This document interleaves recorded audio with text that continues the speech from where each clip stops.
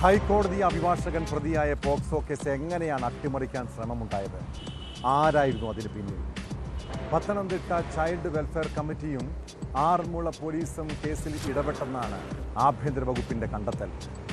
Konni DYSP Rajappan Rawther, SHO Sreejith എന്നിവരുടെ സസ്പെൻഷനിലേക്ക് വരെ നീണ്ട സംഭവം അതീവ ഗൗരവമുള്ളതാണ്. ഒന്നാം പ്രതി അഡ്വക്കേറ്റ് നൌഷാദും രണ്ടാം പ്രതിയും CWC ചെയർമാൻ്റെ ഓഫീസിലെത്തി കേസ് ഒത്തുതീർപ്പാക്കാനോ സ്വാധീനിക്കാനോ ശ്രമിച്ചെന്നാണ് കണ്ടെത്തൽ.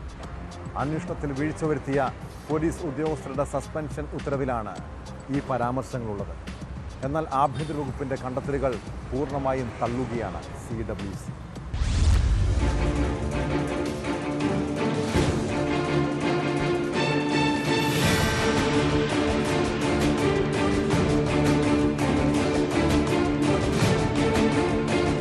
കോന്നി DYSP രാജപ്പൻ റാവുത്തർ, SHO ശ്രീജിത്ത് എന്നിവരെ സസ്പെൻഡ് ചെയ്തുകൊണ്ടുള്ള ആഭ്യന്തര വകുപ്പിന്റെ ഉത്തരവിലാണ് കേസ് അട്ടിമറിക്കാൻ ഗൂഢാലോചന നടന്നതായി പരാമർശങ്ങളുള്ളത്.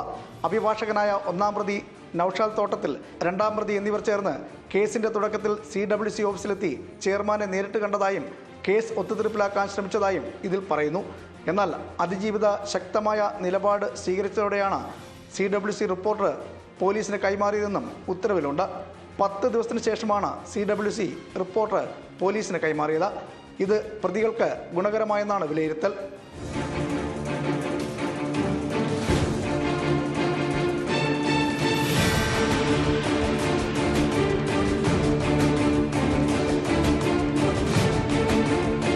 എന്നാൽ ആഭ്യന്തര വകുപ്പിന്റെ ഉത്തരവിൽ സൂചിപ്പിക്കുന്ന കണ്ടെത്തലുകൾ അടിസ്ഥാനരഹിതമാണെന്നാണ് CWCയുടെ നിലപാട്.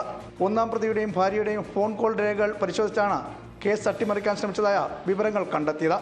കേസിന്റെ തുടക്കത്തിൽ ഗുരുതര വീഴ്ച വരുത്തിയതിനാണ് വകുപ്പുതല അന്വേഷണത്തിനൊടുവിൽ കഴിഞ്ഞ ദിവസം DSP രാജപ്പൻ റാവുത്തർ, CA ശ്രീജിത്ത് എന്നിവരെ സസ്പെൻഡ് ചെയ്തത്. ഒന്നാം പ്രതിയായ ഹൈക്കോടതി അഭിഭാഷകനും UDF കാലത്തെ ഗവൺമെന്റ് പ്ലീഡറുമായിരുന്ന നൌഷാദ് തോട്ടത്തിലിനെ സംരക്ഷിക്കുന്ന വിധമായിരുന്നു പോലീസ് അന്വേഷണമെന്ന പരാതിയിലാണ് വകുപ്പുതല അന്വേഷണം നടത്തിയത്. മാസങ്ങളോളം ഒളിവിൽ കഴിഞ്ഞ പ്രതിയെ പിടികൂടാൻ പോലും പോലീസ് ശ്രമിച്ചിരുന്നില്ല. ഹൈക്കോടതി മുൻകൂർ ജാമ്യാപേക്ഷ തള്ളിയതോടെ പ്രതി പിന്നീട് സുപ്രീം കോടതിയെ സമീപിക്കുകയായിരുന്നു. ഇയാളുടെ അറസ്റ്റ് കോടതി തൽക്കാലത്തേക്ക് തടഞ്ഞിട്ടുണ്ട്. പെൺകുട്ടിയുടെ ബന്ധുവിൻ്റെ സഹായത്തോടെ പ്രതി പീഡിപ്പിച്ചുവെന്നാണ് കേസ്.